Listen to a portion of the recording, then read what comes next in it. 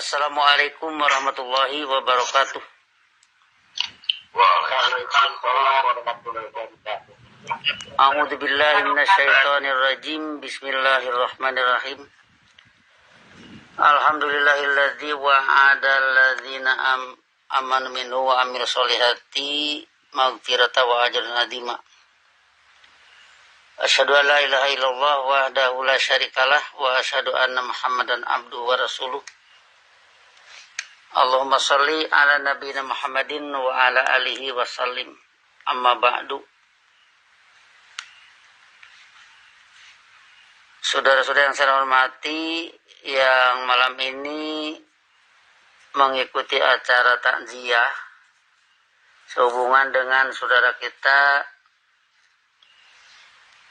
kawan kita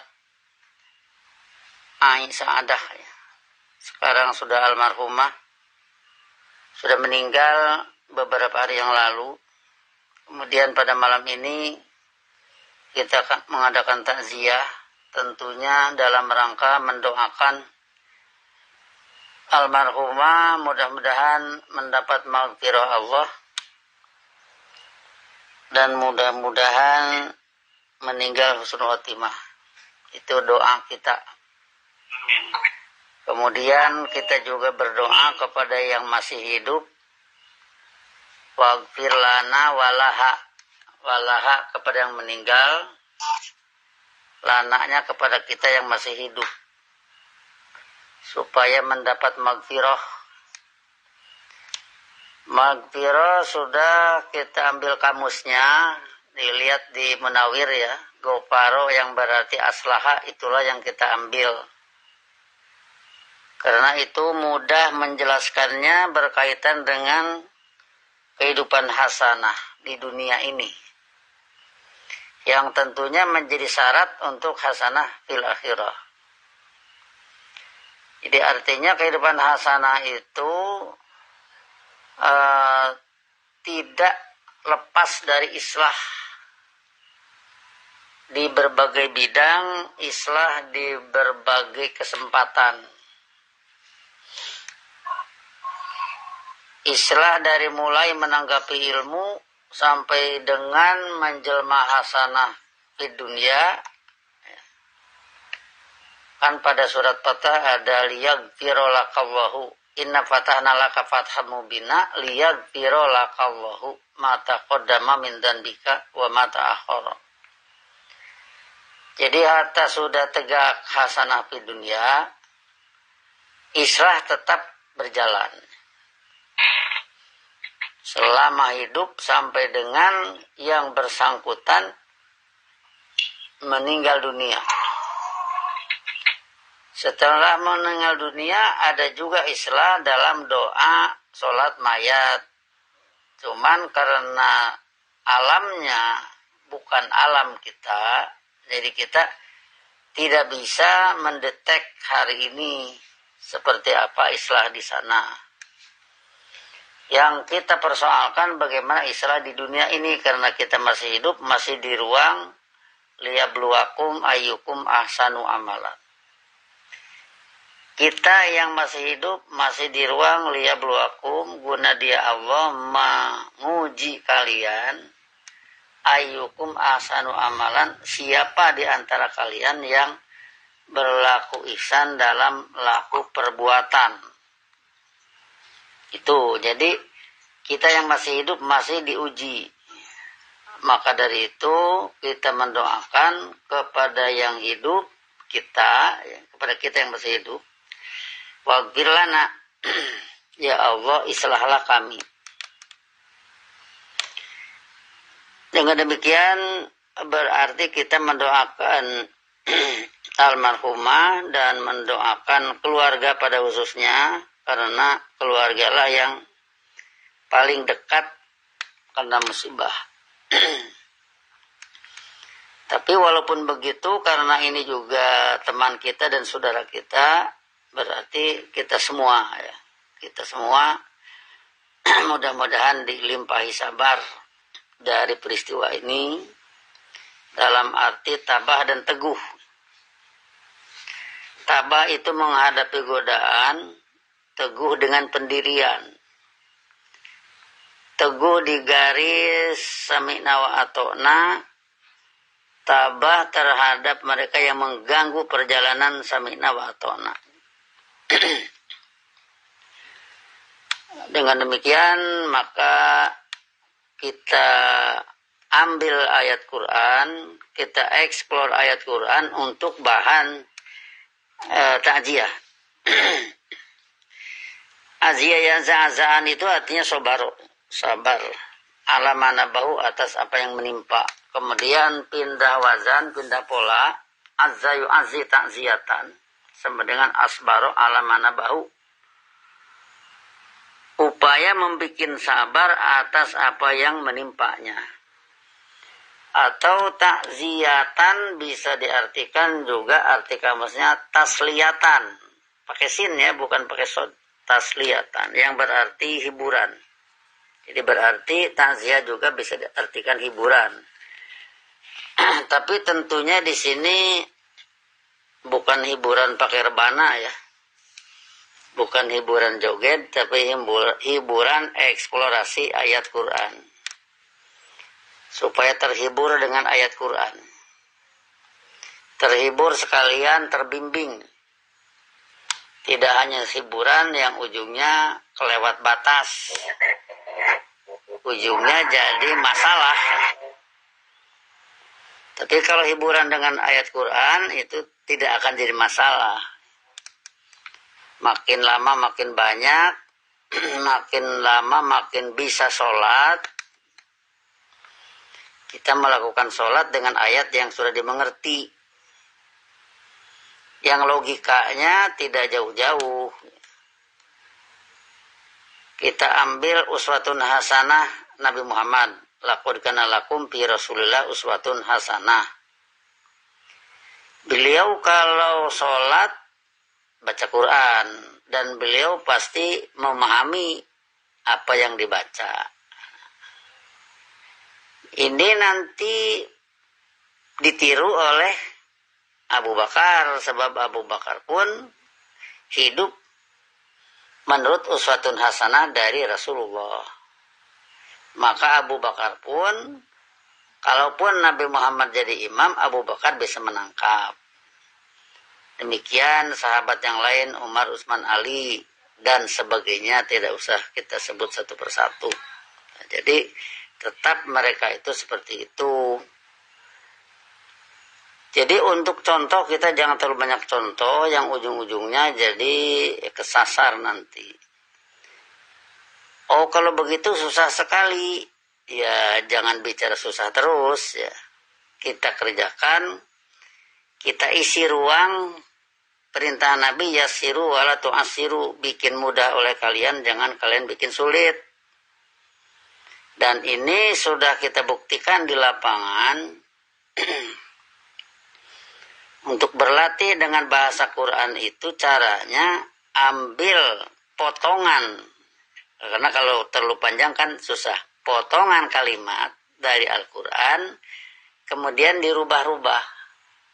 Misalkan u'budu rabbakum untuk antum, kalau anta u'bud rabbaka, untuk anti u'budi rabbaki, untuk antuma u'buda rabbakuma, untuk antuna u'budna rabbakunna.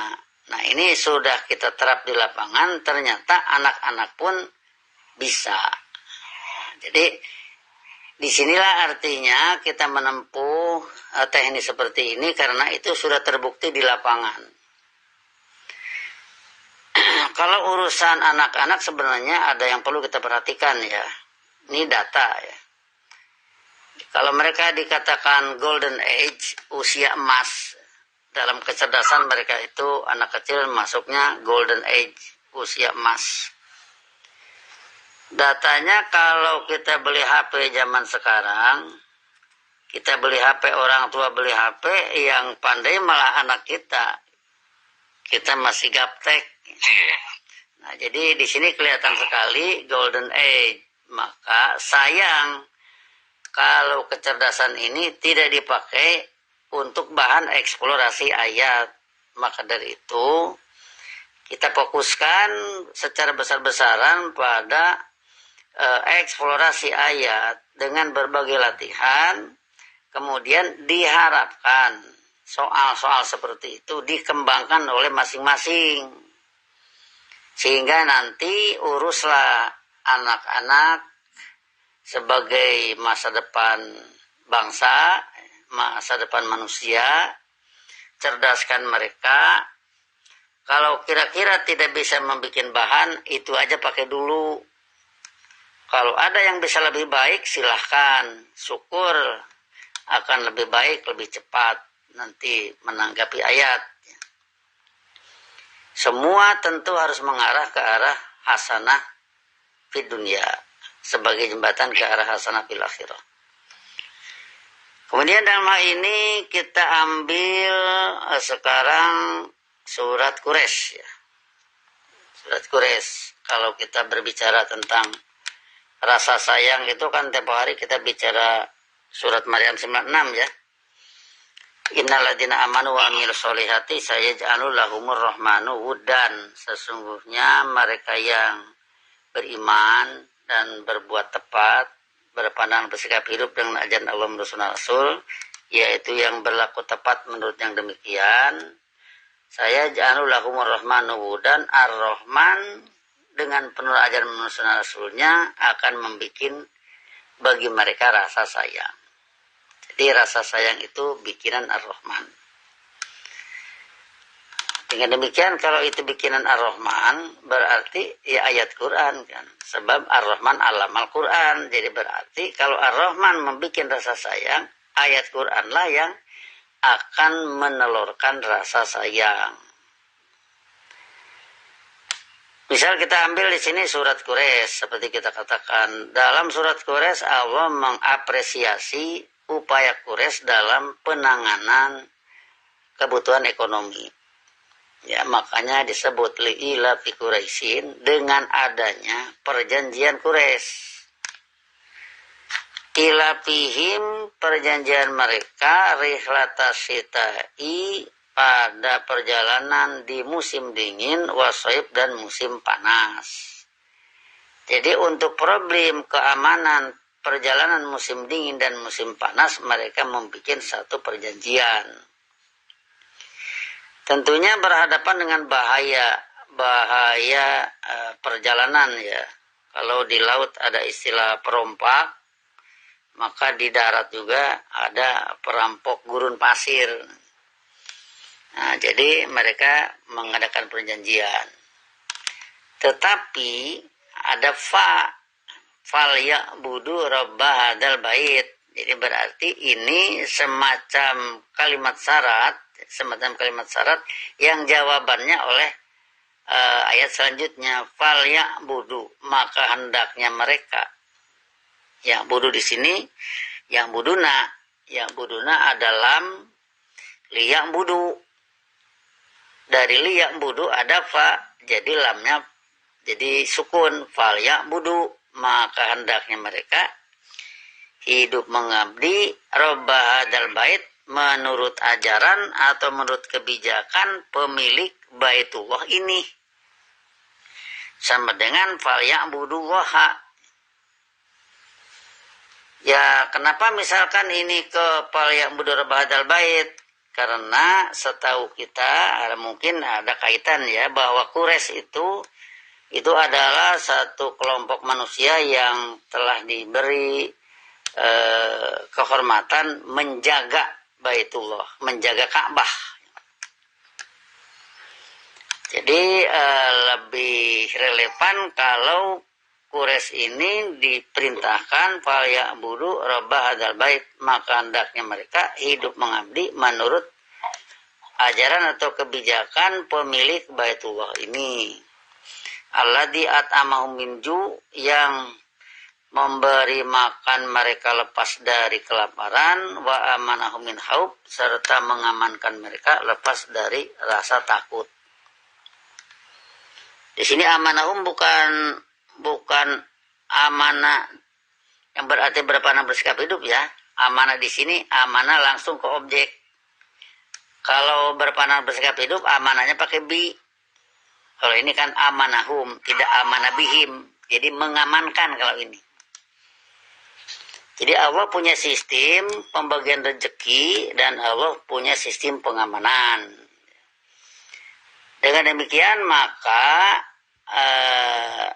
solusi Quraisy untuk menyelamatkan urusan rihlatas syita wa soib harus dilanjutkan dengan pengamanan yang Allah ajarkan. Sebab bisa saja nanti dalam perjalanan mereka aman, mereka saling melindungi, begitu sampai di tempat jualan di sana terjadi saingan, ujungnya jadi permusuhan. Begitu pulang aman lagi karena ada perjanjian. Begitu sampai di Mekah ribut lagi. Nah, jadi di sini maka untuk terjamin kelangsungan dari keamanan itu, maka fal yang budu rabb hadzal bait, sebab dengan hidup mengabdi menurut ajaran pemilik atau kebijakan pemilik Baitullah ini, keamanan bukan saja di dunia tapi terjamin sampai ke akhirat. Kalau tadi misalkan surat Maryam 96 itu melahirkan satu rasa sayang, maka kehidupan jadi kehidupan saling kasih sayang. Tapi dengan saling kasih sayang menurut ajaran Allah bukan saja di dunia, tembus sampai ke akhirat. Dengan fal yang budur bahadal bait menghasilkan nanti hasanah di dunia, maka begitu fil akhirah akan ketemu dengan hasanah fil akhirah. Jadi itu solusi dari Allah untuk problem-problem kehidupan Quraisy. Maka kita pun hendaknya untuk solusi kehidupan ini harus melalui fal ya budu. Kalau kita berarti fal na'bud kan, fal na'budillah. Hendaknya kita hidup mengabdi menurut ajaran Allah. Jadi di sini ada berbagai pembatasan-pembatasan kalau menurut ilmu Allah. Misalkan kita ambil tadi rasa sayang ya. Rasa sayang juga sebenarnya kalau sudah eksplorasi ayat, nanti rasa sayang juga ada batas-batas. Sebab di sini kita pernah mendengar, saya pernah mendengar satu penjelasan bahwa katanya Raja Namrud itu menikahi ibunya, ya kan? Ada entah benar atau tidak itu berita. Saya tidak mengusut itu. Tapi kalau itu benar, berarti di sini ada rasa sayang yang kelewat batas. Tentunya kalau sampai Raja Namrud itu, ini di luar Quran ya, kalau sampai dengan Raja Namrud itu menikahi ibunya, berarti dia punya rasa sayang. Ibunya jangan kemana-mana. Atau sebaliknya, ibunya juga menginginkan anaknya juga jangan kemana-mana. Ya, tapi ini nanti kalau kita lihat dengan surat Nisa. Surat Nisa, misalkan ayat 23 ya. Di sini ada kalimat hurrimat alaikum ummahatukum, diharamkan pada kalian ibu-ibu kalian. Haramnya haram nikah maksudnya. Hurrimat alaikum ummahatukum, diharamkan pada kalian ibu-ibu kalian. Jadi haram nikah sama ibu walaupun mencintai ibu, ibu mencintai anak, dua-duanya sama cinta. Untuk urusan pernikahan ada batas, itu diharamkan. Wa banatukum, yang diharamkan juga anak-anak perempuan kalian. Jadi itu batas ini jangan dilanggar. Banatukum, anak-anak perempuan kalian, akhwatukum, saudara-saudara perempuan kalian, wa ammatukum, bibi-bibi kalian, wa kholatukum, bibi juga. Kalau ammatukum bibi dari bapak, kalau kholatukum bibi dari ibu. Wa banatul akhi, anak-anak perempuan saudara. Wa banatul ukhti, anak-anak perempuan saudara perempuan. Wa ummahatukum allati arda'nakum, dan ibu-ibu kalian yang menyusui kalian. Bukan ibu tapi menyusu dari wanita itu. Itu juga diharamkan. Wa awatukum minar rodo'ah, dan saudara-saudara kalian dari persusuan, saudara sepersusuan itu juga. Itu artinya makanya dengan eksplorasi ayat kita nanti tahu batas-batas. Jadi tidak sembarang misalkan karena rasa sayang ujungnya kelewat batas. Jadi di sini artinya seperti itulah eksplorasi ayat Quran untuk kita menghibur diri, kemudian kita memakai sebagai pedoman dalam hidup. Tapi sekali lagi untuk itu diperlukan bahasa sebagai alat. Kalau ini tidak ada, sama dengan kita bisa membangun rumah ya, tapi pasirnya tidak ada. Bisa membangun rumah, kayunya tidak ada, atau sekarang baja ringannya tidak ada. Bisa sih bisa teoritisnya, tapi bahannya tidak ada. Maka dari itu ini perlu kita viralkan pada zaman sekarang, eksplorasi ayat dengan berbagai latihan bahasa. Orang-orang kalau sudah jatuh ke bahasa biasanya bosan, kemudian sulit. Nah, kesan itulah yang harus kita hilangkan. Bahkan sebenarnya dalam berbahasa itu nanti, kalau sudah bahasa itu akibat ikhtilafu, akibat pergeseran dari iman ke kufur, bahasa juga terus berkembang. Seandainya dari Nabi Adam sampai sekarang tidak berubah dari iman ke kufur, ya bahasa itu aja, bahasa Quran. Tapi karena berubah dari iman ke kufur, maka mulai berubah-ubah, makin panjang, makin jauh, makin lama, dan sebagainya.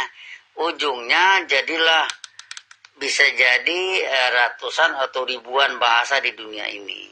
Yang itu semua tentunya ada nilai negatifnya, yaitu sulit menangkap bahasa asli, yaitu bahasa asli, bahasa dari pencipta.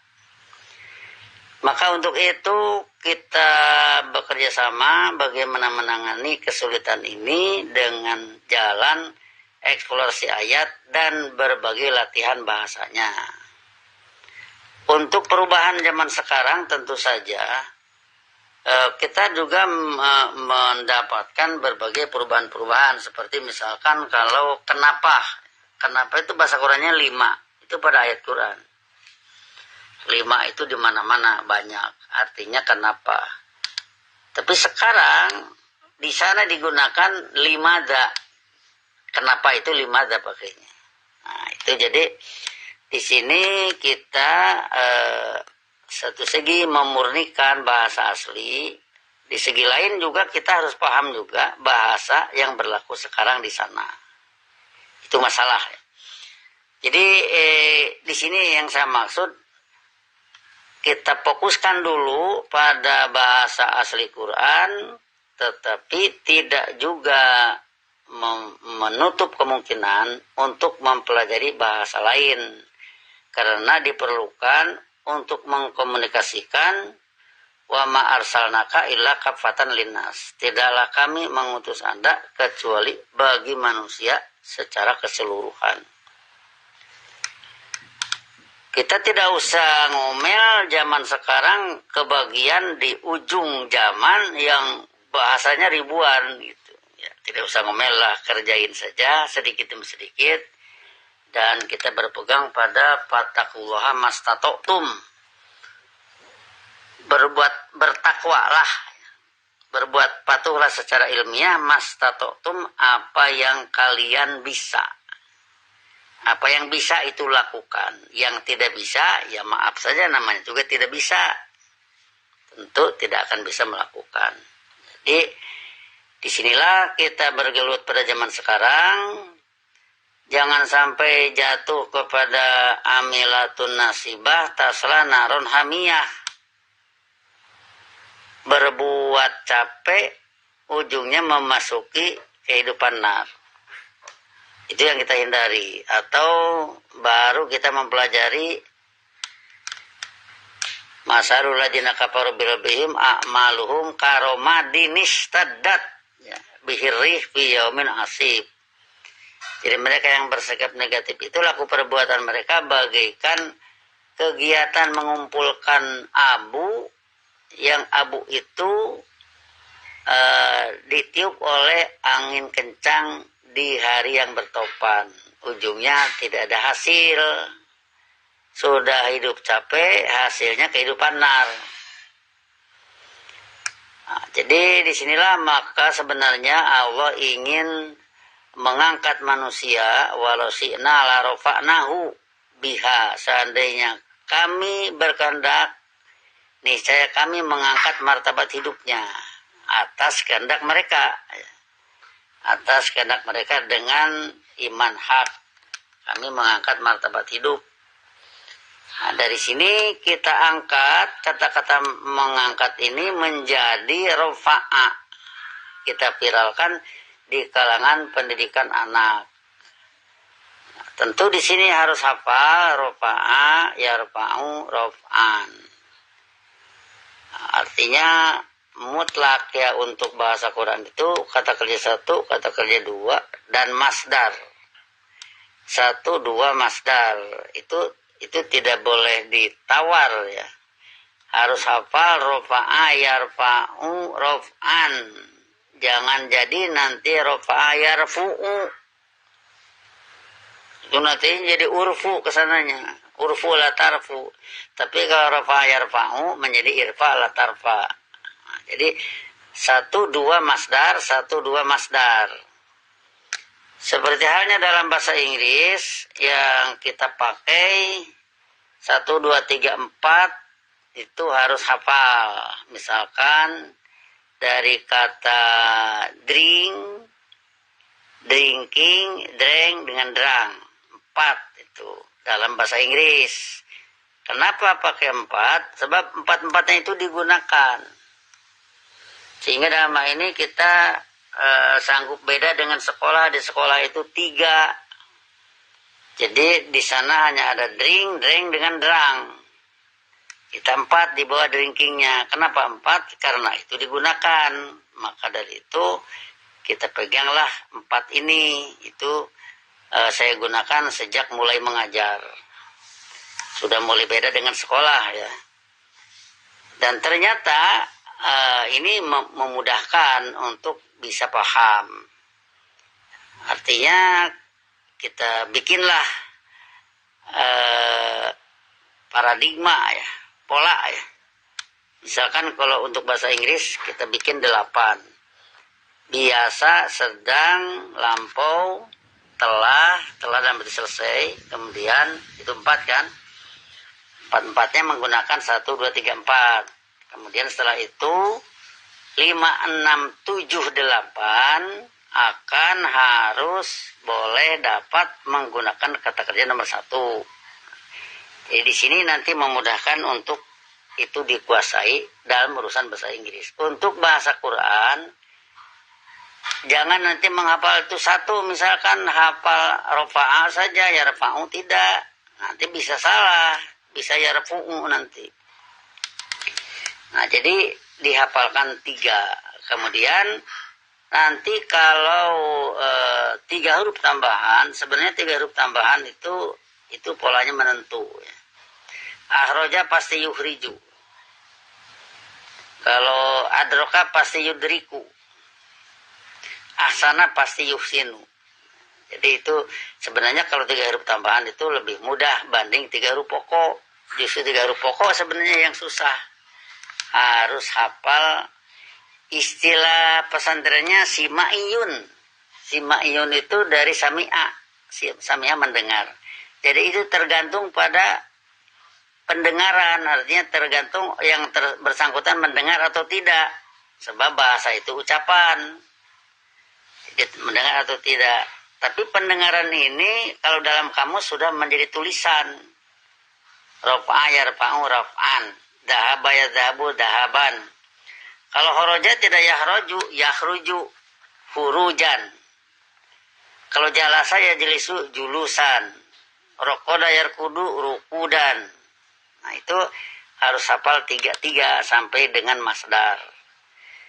Dari itu maka dalam kita memberi pengkamusan, kalau kata kerja ya berarti sampai masdar lah diberi. Baik 3 huruf pokok ataupun 3 huruf tambahan untuk lebih memudahkan. Jangan nanti misalkan kalau yahruju itu sudah aja yahruju, nggak usah tahu horoja, tidak begitu ya. Jadi supaya sekali sulit terpecahkan semua. Jadi di sini artinya kalau kita berbicara hiburan dalam takjiah ini ya sama saja kan hiburannya dengan eksplorasi ayat, menjelajah ayat Quran yang tentunya akan berguna di dalam menyelesaikan hidup kita. Banyaklah misalkan nanti ayat-ayat yang menampilkan satu tawaran-tawaran ya, seperti kita pernah cerita tentang bagaimana Allah mengajukan solusi tentang Mesir misalkan. Kita tampilkan 2 macam solusi Mesir di zaman Yusuf. Nah itu raja mengundang Yusuf. Wa qalal maliku tuni bihi, raja menyatakan datangkanlah dia kepadaku. Tuh ujungnya apa? Ujungnya terjelmalah kehidupan rahmatullah. Nusibu bi rahmatina man nasya'u, kami menjatuhkan kepastian kehidupan saling kasih sayang kepada siapa yang kami kehendaki. Di sana siapa yang kami kehendaki. Di sana ya, di Mesir. Kemudian ayat selanjutnya wala ajrul akhirati khairun. Sedangkan imbalan akhirat lebih indah. Jadi artinya Mesir dikala Nabi Yusuf, dikala Raja Mesir minta dan kontak dengan Nabi Yusuf menyelesaikan masalah, sukses di dunia, akhiratnya juga sukses, walaupun itu belum. Kemudian kalau model lain, Mesir yang menolak sunnah Rasul, yaitu di zaman Nabi Musa, Fir'aun menyatakan ana rabbukumul a'la, akulah pembuat kebijakan kalian yang lebih tinggi, berujung pada adrokahul gorok, tenggelam menimpanya, tenggelam kena padanya. Artinya kasarnya Fir'aun ditelan Laut Merah. Nah itu ujungnya. Kemudian di dalam ayat malah dinyatakan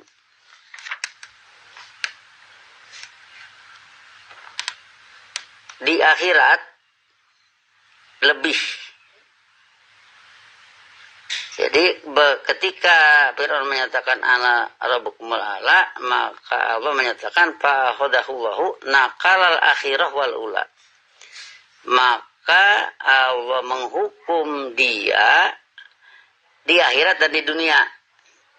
Akhiratnya dulu disebut. Jadi berarti seperti itulah, maka kita hidup dengan Quran ini sebenarnya untuk perbaikan dunia berikut akhirat. Bukan dunia melulu, bukan akhirat melulu, tapi dunia dan akhirat. Maka dari itu ini adalah solusi terbaik untuk kehidupan manusia. Kita tentu tahu pada perkembangan sekarang ada misalkan suatu bangsa yang teknologinya tinggi, ya. Tidak bisa disaingi, begitu hebat, begitu cekatan, begitu ahli, ya, cepat pemikiran cepat dan kuat, ya tapi kita tentunya berhitung dilihat dari kalamul khaliq. Kalau itu nanti yang bersangkutan sudah meninggal kan tamat kan, tidak ada lagi. Nah, tetapi kalau hidup dengan ajaran Allah menurut sunnah Rasul, menyelesaikan dunia, berikut bersiap-siap pulang ke akhirat. Jadi artinya lapisan ajaran Allah menurut sunnah Rasul ini seharusnya melapisi semua pihak yang bisa maju di dunia ini. Tapi itulah dilengkapi dengan pulang ke akhirat. Jadi semua laku perbuatan itu adalah poin pulang ke akhirat. Kita belajar poin di dunia ini, jadi cerdas. Itu juga jadi poin untuk pulang ke akhirat. Kemudian dari belajar kita mengajar poin di dunia ini. Ya tentunya dari poin di dunia salah satunya misalkan warafa'na laka dzikrok.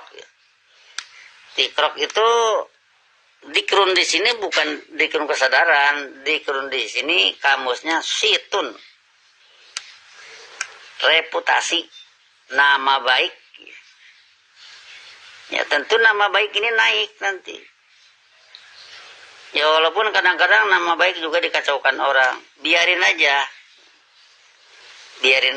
Tapi tetap satu saat, misalkan kepada Nabi Muhammad, orang yang menghina Nabi Muhammad, ya ujungnya nanti akan dibenci semua orang. Jadi dengan demikian maka poin di dunia dari berbagai segi, kemudian itu juga poin pulang ke akhirat. Jadi tidak ada ruginya di dunia ini, bahkan sampai ke akhirat kelak. Jadi dengan demikian maka kita pecahkan seluruh persoalan ini untuk wawasannya ilmu Allah yang dikatakan hudal linnasi atau hudal lil muttaqin, pedoman, petunjuk bagi manusia, petunjuk bagi para muttaqin. Kemudian ini komunikasikan ke berbagai pihak supaya dengan demikian semua membangun kemanusiaan ini berikut pulang ke akhirat. Sebab kalau yang contoh tadi misalkan yang tidak Mesir yang tidak diselesaikan dengan ilmu Allah, ujungnya Fir'aunnya sendiri tenggelam. Kemudian wa aurasakum ardohum wa diarohum, dia Allah mewariskan bumi kekuasaan mereka, tempat tinggal mereka, wa amwalahum, harta benda mereka. Ya, ujungnya Allah wariskanlah kepada kalian yang mukmin. Nah, ini kan sama dengan sayang ya kalau dilihat dari kemanusiaan. Upaya mereka tidak mereka makan malah jadi warisan ke mukmin. Coba kalau mereka ini hidup menyambut dakwah Allah yang dibawa oleh Nabi Musa, maka tentu outputnya, ya, hasilnya akan seperti di zaman Nabi Yusuf. Nah ini satu cerita yang bukan kita bikin-bikin, tetapi ada eksplorasi ayatnya. Dengan demikian maka mudah-mudahan seluruh persoalan dalam hidup ini secara bertahap tetapi meyakinkan menjadi solusi bagi semua pihak, solusi bagi kita, solusi bagi bangsa kita, bahkan solusi bagi kemanusiaan.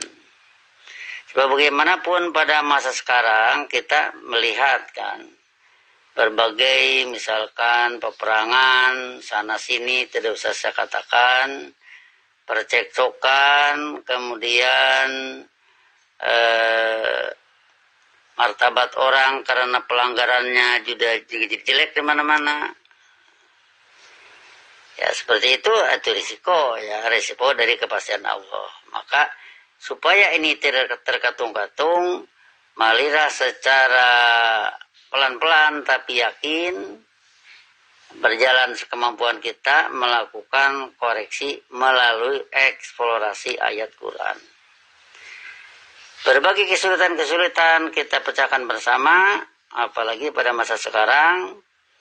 Saya di Lampung bisa berbicara dengan saudara-saudara yang ada di Sukabumi, Cikidang, ya berbicara dengan yang di Warung Kiara, yang di Tanjung Karang, yang di Pekanbaru, yang di Aceh.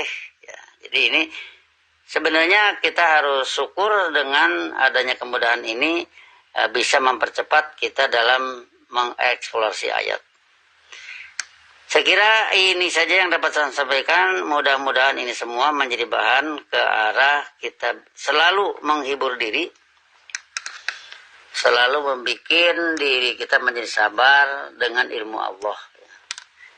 Allah dengan ajaran ilmunya itulah pengislah, Al-Ghafur sama dengan Al-Muslih. Al-Ghafur sama dengan Al-Muslih. Allah dengan ajaran ilmunya adalah pengislah yang tidak henti sejak studi sampai dengan tegaknya hasanah fi dunia, masih terus sampai dengan menghembuskan nafas terakhir. Nah, jadi almarhumah sudah meninggal, itu sudah selesai persoalannya. Kita mendoakannya dan kita juga nanti akan meninggal, semoga selesai dengan ilmu. Saya kira demikian, mudah-mudahan bermanfaat. Assalamualaikum warahmatullahi wabarakatuh. Waalaikumsalam warahmatullahi wabarakatuh.